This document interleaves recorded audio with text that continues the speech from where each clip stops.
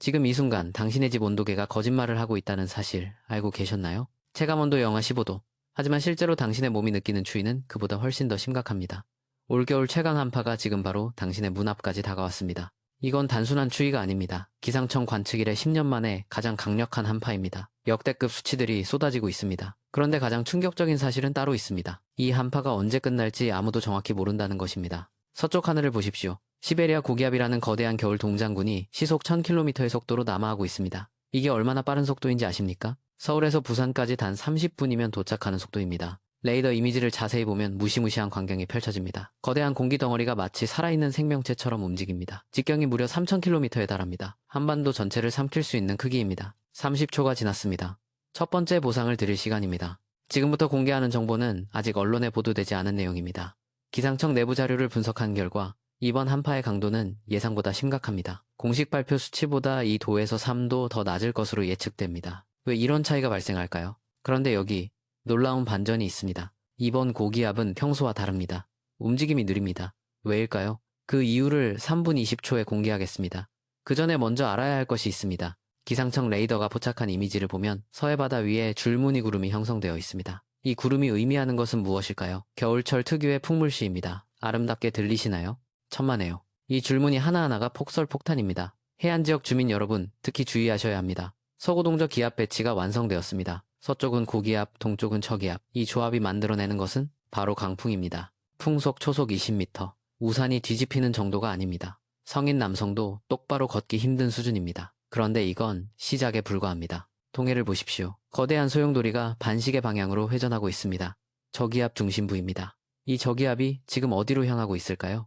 오호츠크해입니다. 울릉도, 독도 주민 여러분께 긴급 메시지입니다. 앞으로 12시간 동안 폭설이 예상됩니다. 적설량은 얼마나 될까요? 30cm 이상. 성인 무릎 높이입니다. 하지만 진짜 위험은 따로 있습니다. 일본 북부 지역에서 이미 교통 대란이 시작되었습니다. 철도 운행 중단, 고속도로 폐쇄. 차량 한 대가 눈길에 미끄러져 정차하면 어떻게 될까요? 대정체입니다. 수백 대의 차량이 꼼짝없이 갇힙니다. 영하 10도의 날씨에서 차 안에 몇 시간씩 갇혀 있다고 상상해 보십시오. 이것이 바로 지금 일본에서 벌어지고 있는 현실입니다. 여기서 중요한 질문입니다. 우리는 안전할까요? 아니요. 전혀 안전하지 않습니다. 기상청이 발표한 특보를 보십시오. 거의 전 국토가 총천연색 모자이크로 뒤덮였습니다. 한파경보 빨간색, 강풍경보 주황색, 폭설주의보 노란색. 이게 무슨 의미인지 아십니까? 위험기상입니다. 30년간 기상을 관측해온 전문가들도 이런 광경은 처음 본다고 합니다. 3분이 지났습니다. 약속드린 정보를 공개할 시간입니다. 왜 이 고기압은 느리게 움직일까요? 시베리아 태생이기 때문입니다. 시베리아 기단의 특성, 한랭 건조, 대륙에서 막 떨어져 나온 공기는 극도로 차갑습니다.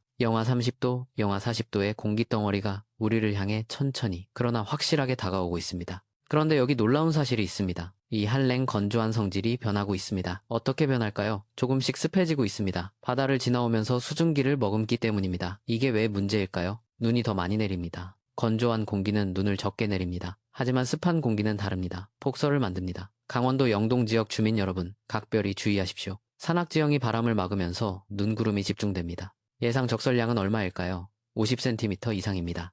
차가 묻힐 수 있는 높이입니다. 외출을 삼가십시오. 하지만 서해안은 상황이 다릅니다. 고기압이 다가오면서 상대적으로 눈구름이 적습니다. 안전하다는 뜻일까요? 절대 아닙니다. 바람 방향이 문제입니다. 바람 방향이 바뀌면 어떻게 될까요? 서해안과 제주도에 눈구름이 걸립니다. 순식간에 폭설로 바뀝니다. 기상은 10분, 20분 사이에도 급격히 변합니다. 지금이 바로 12월 26일 금요일입니다. 올겨울 최강 한기가 정점에 도달한 날입니다. 영하 6도선이 어디까지 내려왔을까요? 규슈 부근까지입니다. 일본 최남단 지역까지 한파가 내려갔다는 의미입니다. 그런데 희망이 있습니다. 주말이 되면서 기온이 점차 완화될 것입니다. 27일에는 영하 6도선이 제주도까지 올라옵니다. 28일에는 썰물 빠지듯이 북한까지 올라갑니다. 한파가 끝나는 걸까요? 아직 방심하면 안 됩니다. 연말연시에 다시 한기가 내려옵니다. 평년 기온 이하로 떨어집니다. 특히 내년 연초가 문제입니다. 일주일 뒤 예보이기 때문에 변동 가능성이 있지만 현재 예측으로는 특히 추울 것으로 보입니다. 여기서 많은 분들이 궁금해하시는 질문이 있습니다. 지구온난화 시대에 왜 이렇게 추울까요? 모순되지 않나요? 사실 이것은 모순이 아닙니다. 지구온난화로 기온이 급격히 상승하면서 기상 패턴이 불안정해졌습니다. 극단적인 날씨가 더 자주 발생합니다. 여름에는 폭염, 겨울에는 한파, 평년 기온은 대폭 오를 것입니다. 하지만 그값의 변동폭은 더 커집니다. 이게 바로 우리가 직면한 새로운 현실입니다. 그렇다면 우리는 어떻게 대비해야 할까요? 첫째, 실내 온도를 섭씨 18도 이상으로 유지하십시오. 실내 온도가 섭씨 15도 이하로 떨어지면 건강에 위험합니다. 특히 심장과 혈관에 무리가 갑니다. 온도계를 눈에 잘 보이는 곳에 두십시오. 수시로 확인하십시오. 둘째, 수도 계량기 보온에 신경 쓰십시오. 동파 사고가 가장 많이 발생하는 시기입니다. 작년 통계를 보면 한파 기간 동안 수도 동파 신고가 일일 평균 2,500건이었습니다. 올해는 더 많을 것으로 예상됩니다. 수도 동파를 예방하는 가장 간단한 방법이 있습니다. 밤에 수도 꼭지를 아주 조금만 열어두십시오. 연필 심 정도의 굵기로 물이 흐르게 하십시오. 물이 계속 움직이면 얼지 않습니다. 수도 요금은 조금 나오겠지만 동파 수리비보다는 훨씬 저렴합니다. 셋째, 외출 시 여러 겹 옷을 입으십시오. 한 겹의 두꺼운 옷보다 여러 겹의 얇은 옷이 보온에 효과적입니다. 왜 그럴까요? 옷과 옷 사이의 공기층이 단열재 역할을 하기 때문입니다. 이상적인 조합은 이렇습니다. 땀을 흡수하는 내복, 보온성이 좋은 중간층, 바람을 막는 겉옷, 3층 구조입니다. 특히 목과 손목, 발목을 따뜻하게 유지하십시오. 이 부위는 혈관이 피부 가까이 있어서 열 손실이 큽니다. 넷째, 이것이 가장 중요합니다. 체감 온도를 이해하십시오. 기온이 영하 10도인데 풍속이 초속 10m라면 체감 온도는 얼마일까요? 영하 20도까지 떨어집니다. 피부가 노출되면 동상 위험이 급격히 증가합니다. 체감 온도 계산 공식이 있습니다. 복잡하지만 알아두면 유용합니다. 기온에서 풍속을 곱한 값의 일정 비율을 빼는 방식입니다. 하지만 계산하기 귀찮으시죠? 간단한 기준을 알려드리겠습니다. 풍속이 초속 5m일 때 체감 온도는 실제 기온보다 3도 낮습니다. 초속 10m일 때는 5도 낮습니다. 초속 15m 이상이면 10도 가까이 낮아집니다. 바람이 세게 불수록 체감 온도는 급격히 떨어집니다. 특히 해안 지역이 위험합니다. 바닷바람은 육지의 바람보다 훨씬 차갑습니다. 습도가 높기 때문입니다. 같은 온도라도 습한 추위가 건조한 추위보다 더 체감상 춥습니다. 부산, 인천, 목포 같은 해안도시 주민 여러분, 각별히 조심하십시오. 노약자와 어린이는 특히 조심해야 합니다. 55. 세 이상 연령층의 체온 조절 능력은 젊은 층의 60% 수준입니다. 같은 환경에서도 노인들이 더 빨리 체온을 잃습니다. 70세 이상이라면 50%까지 떨어집니다. 어린이는 다른 이유로 위험합니다. 체구가 작아서 체표 면적 대비 체적 비율이 높습니다. 쉽게 말해서 열을 빼앗길 면적이 상대적으로 넓다는 뜻입니다. 5살 아이는 성인보다 2배 빠르게 체온을 잃습니다. 만성질환 환자는 더욱 조심해야 합니다. 당뇨병 환자는 말초신경이 손상되어 있는 경우가 많습니다. 손발이 차가워져도 잘 느끼지 못합니다. 자각 증상 없이 동상에 걸릴 수 있습니다. 심혈관 질환자는 급격한 온도 변화에 주의하십시오. 따뜻한 실내에서 갑자기 추운 실외로 나가면 혈관이 급격히 수축합니다. 심장마비, 뇌졸중 위험이 증가합니다. 실제 통계가 있습니다. 한파 기간 동안 심혈관 질환 응급실 내원 환자가 평소보다 40% 증가합니다. 사망률은 25% 증가합니다. 이건 결코 가볍게 볼 문제가 아닙니다. 외출 전에 반드시 준비 운동을 하십시오. 실내에서 가볍게 스트레칭을 5분 정도 하십시오. 혈액순환을 촉진시킵니다. 그리고 나서 천천히 외출하십시오. 급하게 움직이지 마십시오. 농가와 축산농가 여러분께도 당부드립니다. 비닐하우스 보온에 만전을 기하십시오. 한파로 인한 농작물 피해가 우려됩니다. 작년 한파 때 피해액이 얼마였는지 아십니까? 무려 320억 원이었습니다. 올해는 더 심할 것으로 예상됩니다. 비닐하우스 내부 온도를 최소 섭씨 5도 이상으로 유지하십시오. 작물마다 다르지만 대부분 섭씨 5도 이하에서는 냉해를 입습니다. 딸기는 섭씨 영하 1도, 토마토는 영하 1도만 되어도 치명적입니다. 보온 커튼을 반드시 설치하십시오. 2중 3중으로 설치하면 더 좋습니다. 난방비를 30% 절감할 수 있습니다. 초기 비용이 들어도 장기적으로는 이득입니다. 축산농가는 더욱 긴급합니다. 가축 사육시설도 점검하십시오. 닭은 영하 10도 이하에서 산란율이 50% 떨어집니다. 돼지는 영하 5도만 되어도 스트레스를 받아 성장이 둔화됩니다. 소는 비교적 추위에 강합니다. 하지만 송아지는 다릅니다. 생후 3개월 이하 송아지는 저체온증에 취약합니다. 별도 보온시설이 필요합니다. 난방시설 고장에 대비해 예비 난방 수단을 준비하십시오. 전기 난방기, 석유 난방기, 가스 난방기, 최소 2가지 이상의 난방 수단을 확보하십시오. 하나가 고장나도 바로 대체할 수 있어야 합니다. 연료도 충분히 비축하십시오. 보통 때에 이 배 정도 준비하십시오. 한파가 예상보다 길어질 수 있습니다. 연료가 떨어져서 낭패를 보는 일이 없도록 하십시오. 자, 이제 핵심 정보를 정리하겠습니다. 동해 눈구름은 28일에 거의 사라집니다. 하지만 강원도 영동 산지에는 강한 바람이 남아 있습니다. 산악지역 운전자 여러분, 각별히 주의하십시오. 블랙아이스 구간이 곳곳에 형성되어 있습니다. 블랙아이스가 뭔지 아십니까? 도로 위에 얇게 형성된 투명한 얼음입니다. 육안으로 보이지 않습니다. 그래서 블랙아이스입니다. 아스팔트 색깔이 그대로 보이기 때문에 운전자들이 인지하지 못합니다. 시속 60km로 달리던 차가 블랙아이스를 만나면 어떻게 될까요? 제어 불능 상태가 됩니다. 브레이크를 밟아도 소용없습니다. 차가 미끄러지면서 회전합니다. 매년 수십 건의 교통사고가 블랙아이스 때문에 발생합니다. 작년 한파 기간 동안 블랙아이스로 인한 교통사고가 237건이었습니다. 사망자가 12명이었습니다.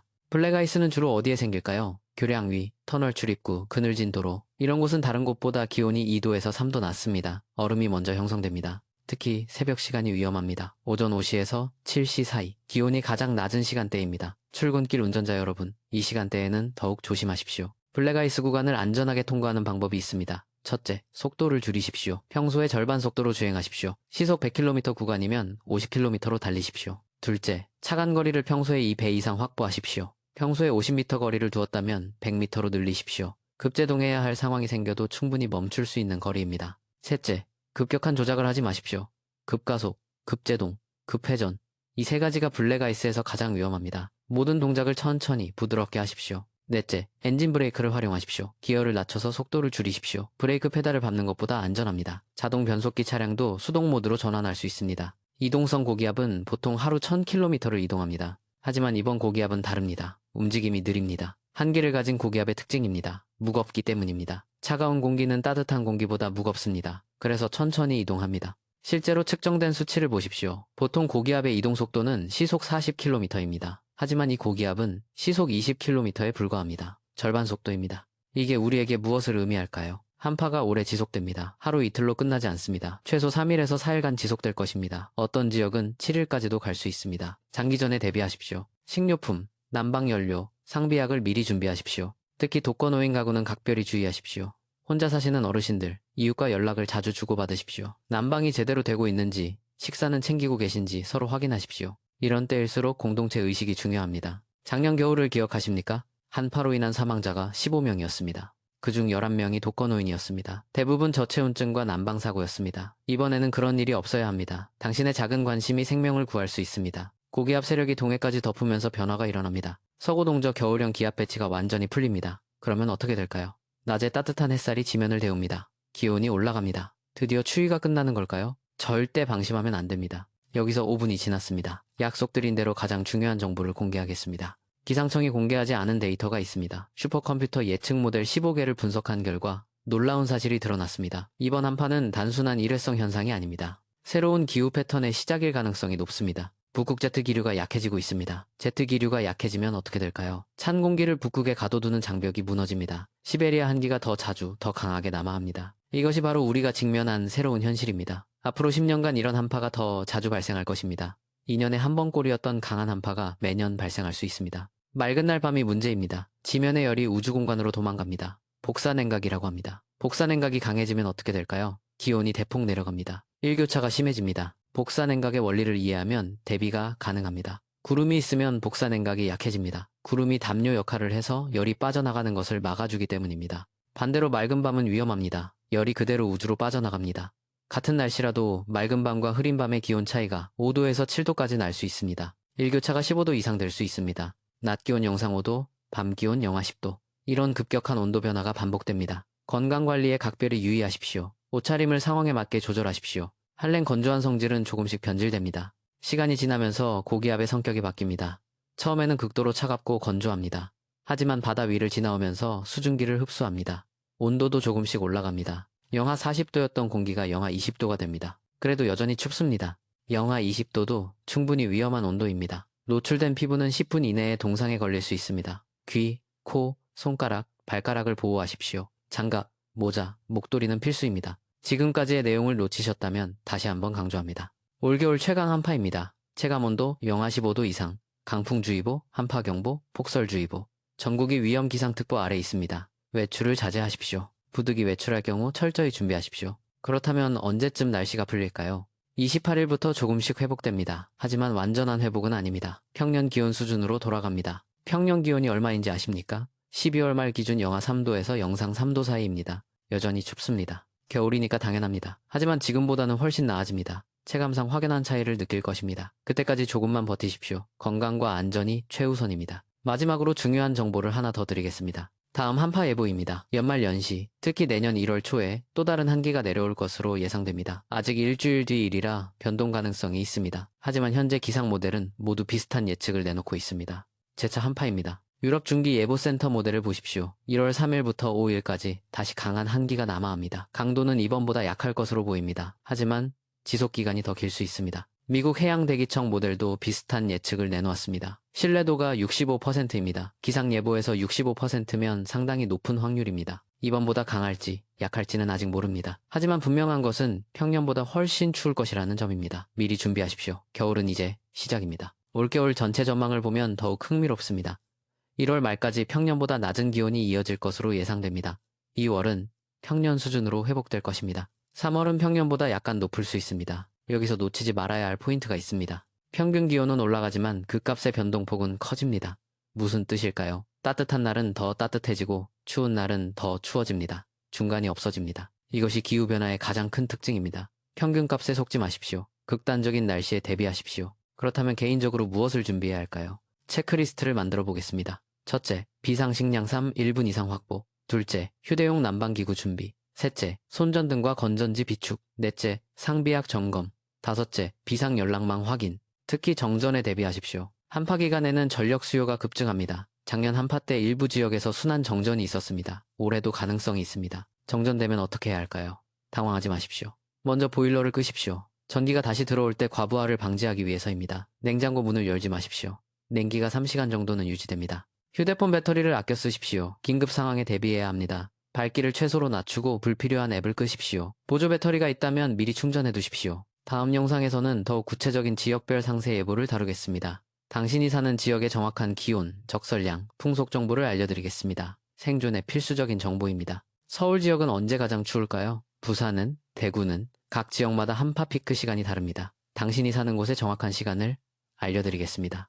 또한 숨겨진 위험 지역도 공개하겠습니다. 기상청도 주목하지 않은 미세 기후 지역들이 있습니다. 특정 동네, 특정 골목길이 유난히 춥거나 미끄러운 이유가 있습니다. 그리고 가장 중요한 정보, 언제 외출해도 안전한지, 언제는 절대 나가면 안 되는지, 시간대별 위험도를 정확히 알려드리겠습니다. 지금 바로 구독하십시오. 알림을 켜두십시오. 당신과 가족의 안전이 달린 문제입니다. 절대 놓치지 마십시오.